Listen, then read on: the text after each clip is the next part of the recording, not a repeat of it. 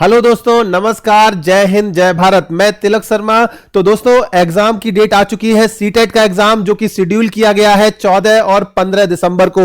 I hope कई सारे बच्चे हैं जो एग्जाम देने जाएंगे, और कई बच्चों के मैसेज भी आए थे कि सर सीटेट वाले एग्जाम को लेकर क्या स्ट्रेटजी होनी चाहिए और किस तरह से हम एग्जाम को अटेम्प्ट करें।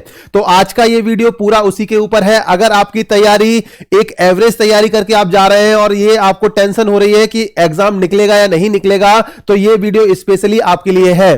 तो लास्ट के दिन आपका बचा हुआ है, एक दिन आपके बीच में है और आपको एग्जाम में कल अपीयर होना है। परसों एग्जाम की डेट है और आपका माइंडसेट क्या रहना चाहिए उसको लेकर आज हम बात करने वाले हैं। तो सबसे पहले दोस्तों, 9 साल का जो हमारा एक्सपीरियंस है सीटेट को पढ़ाने का, वो उस एक्सपीरियंस के बेसिस पे आज कुछ चीजें आपको से डिस्कस की जाएंगी। आपको बस उनको ध्यान से सुनना है, बस एज इट इज अगर आप वही चीजें अगर आप फॉलो कर लेंगे तो 100% आपका एग्जाम क्लियर हो ही जाएगा। तो अगर हम बात करें, सीटेट में टोटल 150 एमसीक्यू पूछे जाते हैं। 150 एमसीक्यू का मतलब 30 एमसीक्यू आपके हर सब्जेक्ट से पूछे जाएंगे। टोटल आपके सब्जेक्ट कितने होते हैं?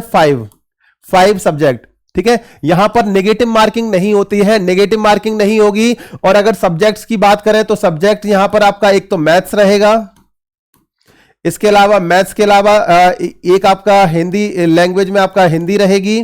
इसके पास आपका इंग्लिश और संस्कृत,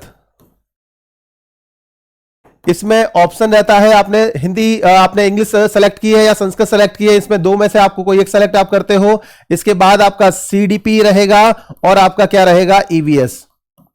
तो हर आपके सब्जेक्ट से टोटल 30 क्वेश्चंस आपके एमसीक्यू पूछे जाएंगे। अगर हम बात करें, इन 30 एमसीक्यू को उन्होंने 2 पार्ट में डिवाइड किया गया है। 15 एमसीक्यू जो रहेंगे वो आपके सब्जेक्ट से रिलेटेड रहेंगे और 15 जो बचे हुए एमसीक्यू हैं वो आपके पेडागोजी से रिलेटेड रहेंगे। ये किससे रिलेटेड रहेंगे? आपके पेडागोजी से रिलेटेड। ठीक है, तो 15 और 15 30 एमसीक्यू टोटल है हर सब्जेक्ट को लेकर।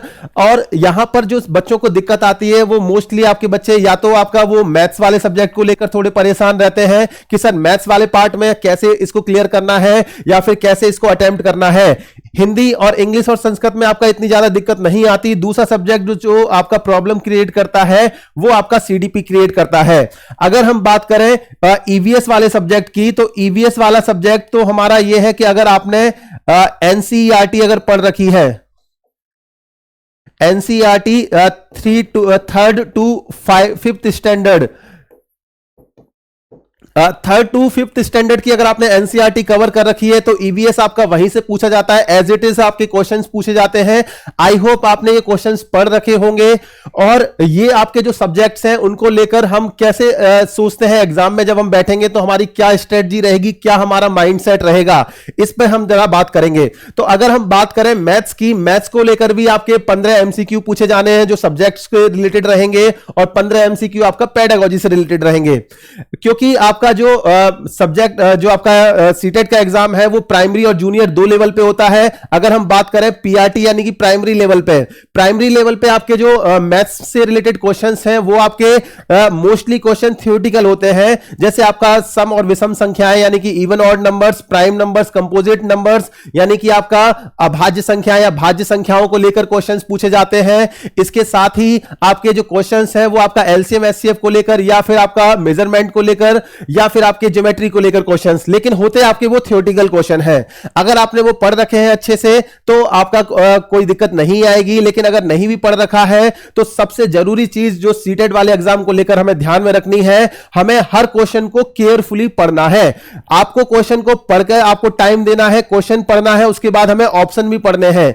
कई क्वेश्चन आपके मोस्टली आपका जो देखा जाता है 150 में से 150 एमसीक्यू जो रहेंगे उसमें आपके जो 75 क्वेश्चंस हैं जो कि आपका किस पर? पेडागोजी पर बेस्ड है। ये आपके जो क्वेश्चन 75 क्वेश्चन जो पेडागोजी पर बेस्ड है, इनको अगर आपने अच्छे से पढ़ लिया, इनके ऑप्शन पढ़ लिए तो मोस्टली क्वेश्चन के आंसर आपको वहीं पर मिल जाते हैं। अगर आपको नॉर्मल अगर आपका एक बेसिक कॉमन सेंस अगर आपका काम कर रहा है तो वहां पर आपको ये क्वेश्चन के आंसर मिल जाएंगे। इनके लिए आपको बहुत ज्यादा डिटेल में नहीं जाने की जरूरत है। बाकी सब्जेक्ट से रिलेटेड जो चीजें हैं वो आपने अभी तक जो आपने तैयारी कर रखी है उसी पे आप डिपेंड रहिए और लास्ट के दिन तक भी आपको हार नहीं माननी। आपको ये नहीं सोचना है कि हमारे हमारा पेपर नहीं निकलेगा।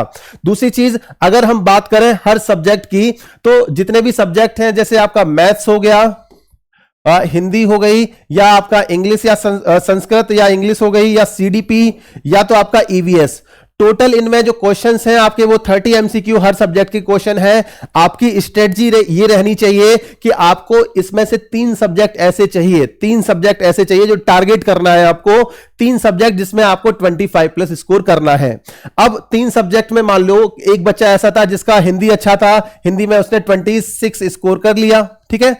इसके बाद संस्कृत और उसने इंग्लिश में से आपका मान लो इंग्लिश या संस्कृत कुछ एक सब्जेक्ट ले रखा था, वहां पर उसने 27 स्कोर कर लिया। थर्ड सब्जेक्ट ईवीएस जो कि आपका बच्चों का लगभग सही हो जाता है, वहां पर उसने स्कोर कर लिया 28। ये एक आइडिया मान के चल रहा है कि इसके आसपास उसने स्कोर कर लिया। अब यहां पर बच जाते हैं मैथ्स और सीडीपी। देखो 3 सब्जेक्ट ऐसे चाहिए हमें, 3 सब्जेक्ट ऐसे चाहिए जिसमें हमें स्कोर करना है 25+, और बचे हुए 2 सब्जेक्ट आपके जो बच जाएंगे वो हमें ऐसे चाहिए जो कि हमारे एवरेज हैं, जिनमें हमें कम आता है, वहां पर हमें 20+ स्कोर करना है। 20+ स्कोर करना है। मान लो आपने मैथ्स आपका कमजोर था तो आपने वहां पर 21 स्कोर कर लिया, और सीडीपी आपका थोड़ा सा आपका मैथ्स से अच्छा था तो वहां पर आपने स्कोर कर दिया मान लो 23 स्कोर कर लिया, ठीक है। अब इनको जब हम ऐड करते हैं तो देखो 6 और 1 7, 7 14 और 3 17 और 8 25, यहां पर आपका 2, ये आपका 12, 125, ठीक है। तो आपको अगर 125+ स्कोर करना है तो आपको स्ट्रेटजी इसी तरह से लेके चलनी पड़ेगी। ये स्ट्रेटजी आपका एक रामबाण है जो कि आपका हर बच्चे के लिए काम करती है। अगर आपको सीटेट के एग्जाम में अच्छा स्कोर करना है, केवल क्लियर नहीं करना है, जहां तक सब बच्चों को पता होगा कि 90+ पर हमारा आपका सीटेट का एग्जाम क्लियर हो जाता है, आपका कट ऑफ क्लियर हो जाता है। लेकिन हमें कट ऑफ के बारे में नहीं सोच रहा है, हमें आपका स्कोर करना है 125, टारगेट लेके चलना है। जब इतना टारगेट लेके चलोगे तब आपका 110 के आसपास, 100-110 के बीच में आप कहीं स्कोर कर पाओगे। तो आपको टारगेट जो लेकर चलना है वो आपको ध्यान रखना है। 3 सब्जेक्ट ऐसे अटेम्प्ट करने हैं, उनको पूरी एक्यूरेसी के साथ अटेम्प्ट करना है जहां पर आपका 25+ स्कोर हो जाए। हो सकता है आपका एक सब्जेक्ट एक आध ऐसा हो जो 25 से कम भी रहे, लेकिन आपको उसको कवर कर लेना है बाकी के 2 सब्जेक्ट्स में। 2 सब्जेक्ट आपको ऐसे रखने हैं जिसमें 20+ स्कोर करना है, और अगर आप इस स्ट्रेटजी को फॉलो करते हो तो आपका 120+ स्कोर बड़े आराम से हो जाएगा, आपको कहीं भी दिक्कत नहीं आने वाली। अभी तक की जो आपने पढ़ाई कर रखी है, पेडागोजी जो आपने पढ़ रखी है, उसको बस आपको समझ के करना है, ठीक है। जो भी क्वेश्चन के आंसर आप लगाओगे, अगर आप समझ के लगाते हो तो वो आपका गारंटी के साथ में आपका वो कभी भी गलत नहीं हो सकते। क्वेश्चन आपके ऐसे पूछे जाएंगे, ऐसा नहीं है कि आपका question out of the box पूछे जाएंगे या फिर मैथमेटिक्स के question out of the box पूछे जाएंगे।